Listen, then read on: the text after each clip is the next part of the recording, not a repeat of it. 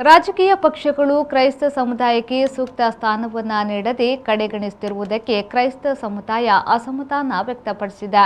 ಸುದ್ದಿಗೋಷ್ಠಿಯಲ್ಲಿ ಮಾತನಾಡಿದ ಕರ್ನಾಟಕ ಕ್ರೈಸ್ತ ಒಕ್ಕೂಟದ ಮೂಡಬಿದ್ರೆ ಘಟಕದ ಮಾಜಿ ಅಧ್ಯಕ್ಷ ವಿಲ್ಫ್ರೆಡ್ ಮೆಂಡೋನ್ಸ್ ಅವರು, ಕ್ಯಾಥೋಲಿಕ್ ಯೂನಿಯನ್ನ ಮಾಜಿ ರಾಜ್ಯ ಕಾರ್ಯದರ್ಶಿ ಆಲ್ವಿನ್ ಮೆನೆಜೆಸ್ ಶಿಕ್ಷಣ, ಸಾಮಾಜಿಕ, ವೈದ್ಯಕೀಯ ಕ್ಷೇತ್ರದಲ್ಲಿ ಸೇವೆ ನೀಡಿದ ಸಮುದಾಯವನ್ನು ರಾಜಕೀಯ ಪಕ್ಷಗಳು ಕಡೆಗಣಿಸುತ್ತಿರುವುದನ್ನು ವಿರೋಧಿಸುವುದಾಗಿ ಹೇಳಿದರು.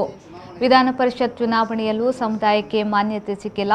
1947ರಿಂದ ಬೆಂಬಲಿಸಿದ ಕಾಂಗ್ರೆಸ್ ಪಕ್ಷವು ಕಡೆಗಣಿಸಿರುವುದು ಬೇಸರ ಮೂಡಿಸಿದೆ ಎಂದು ಹೇಳಿದರು. ಈಗಾಗಲೇ ವಿವಿಧ ಪಕ್ಷಗಳ ಮುಖಂಡರನ್ನ ಭೇಟಿ ಮಾಡಿ ಸಮುದಾಯಕ್ಕೆ ಅವಕಾಶವನ್ನ ನೀಡಲು ಕೋರಿದ್ರು. ಚುನಾವಣೆ ಬಂದಾಗ ಸ್ಪರ್ಧೆಗೆ ಅವಕಾಶ ನೀಡುತ್ತಿಲ್ಲ. ಹಾಗಾದರೆ ಕ್ರೈಸ್ತರ ಮತ ಬೇಡವೇ ಎಂದು ಪ್ರಶ್ನಿಸಿದ್ರು. ನಮ್ಮ ಕ್ರಿಸ್ತ ಸಮುದಾಯಕ್ಕೆ ಅನ್ಯಾಯವಾಗಿದೆ. ಶಿಕ್ಷಣ ಕ್ಷೇತ್ರವಿರಲಿ, ಸಾಮಾಜಿಕ ಕ್ಷೇತ್ರವಿರಲಿ, ವೈದ್ಯಕೀಯ ಕ್ಷೇತ್ರವಿರಲಿ, ಏನೇ ಕ್ಷೇತ್ರವಿದ್ದರೂ ಕ್ರಿಸ್ತ ಸಮುದಾಯದ ಕೊಡುಗೆ ಇದ್ದದ್ದೇ. ಬಹುಪಾಲು ಕ್ರಿಸ್ತರು ಕಾಂಗ್ರೆಸ್ ಪಕ್ಷವನ್ನೇ ಮತ ನೀಡುತ್ತಾರೆ. 1947ರಿಂದಲೂ ಪ್ರತಿ ಚುನಾವಣೆಯಲ್ಲಿ ಕ್ರೈಸ್ತರು ಕಾಂಗ್ರೆಸ್ ಅನ್ನು ಬೆಂಬಲಿಸುತ್ತಾ ಬಂದಿದ್ದಾರೆ.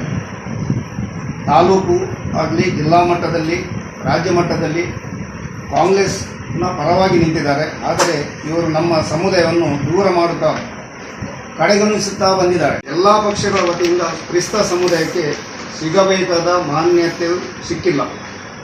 ನಮ್ಮನ್ನು ಕಡೆಗಣಿಸಿದ್ದಾರೆ ಎಂದು ನಾವು ಹೇಳಲಿಕ್ಕೆ ಇಚ್ಛೆಪಟ್ಟು ಕಾರ್ಯಗಳು ಇನ್ನು ಮುಂದೆ ನಡೆಯಬಾರದೆಂದು ಈ ಮೂಲಕ ಹೇಳಲು ನಾವು ಬಯಸುತ್ತೇವೆ.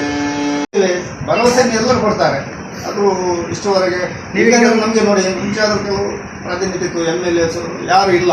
ಈಗ ಒಬ್ಬರೇ ಇಡೀ ಕರ್ನಾಟಕದಲ್ಲಿ AG ಜಾರ್ಜ್ ಒಬ್ಬರು ಮಾತ್ರ ನಮ್ಮ ಸಮುದಾಯದವರಿದ್ದಾರೆ. ಆದರೂ ಸಹ ನಮ್ಮ 80% ವೋಟ್ ನಾವು ಮತ ಬ್ಯಾಂಕ್ ಆಗ್ತಾ ಉಂಟು, ವೋಟರ್ಸ್ ಆಗ್ತಾ ಇದ್ದಾರೆ. ಎಲ್ಲ ಕ್ಷೇತ್ರದಲ್ಲಿ ನಮ್ಮ ಸೇವೆ ಸಲ್ಲಿಸ್ತಾ ಇದ್ದಾರೆ. ಈಗ ಪರಿಷತ್ತರ ವೋಟ್ ಬೇಡವಾ ಅಂತ ನಮಗೆ ಅನುಮಾನ ಮೂಡ್ತಾ ಇದೆ. ಕ್ರೈಸ್ತ ಕಾರ್ಯಕರ್ತರ ಪಕ್ಷದಲ್ಲಿ ಬೆಂಬಲ ಬೇಡವಾ, ನಮಗೆ ಕ್ರೈಸ್ತ ಸಮುದಾಯದ ನಾಯಕರು ಬೇಡವಾ ಅಂತ ನಮಗೆ ಈಗ ಮೊನ್ನೆ ನಡೆದ ಪರಿಷತ್ ಚುನಾವಣೆ ನಂತರ ಸ್ವಲ್ಪ ಅನುಮಾನ ಅದು ಗಟ್ಟಿಯಾಗ್ತಾ ಹೋಗ್ತಾ ಇದೆ.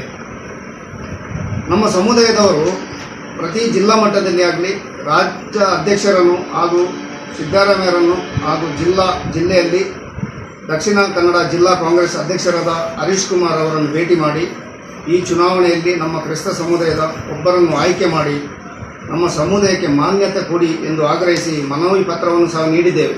ಸಮುದಾಯದ ವಿವಿಧ ಸಂಘಟನೆಗಳ ಪ್ರಮುಖರಾದ ರಾಜೇಶ್ ಡಿಕೋಸ್ತಾ, ವಿನೋದ್ ಪೆಂಟು, ಜೈಸನ್ ಪಿರೇರಾ ಶಿರ್ತಾಡಿ, ರಿಚರ್ಡ್, ಜೀವನ್ ನಿಟೋಡಿ ಮೊದಲಾದವರು ಸುದ್ದಿಗೋಷ್ಠಿಯಲ್ಲಿ ಹಾಜರಿದ್ದರು.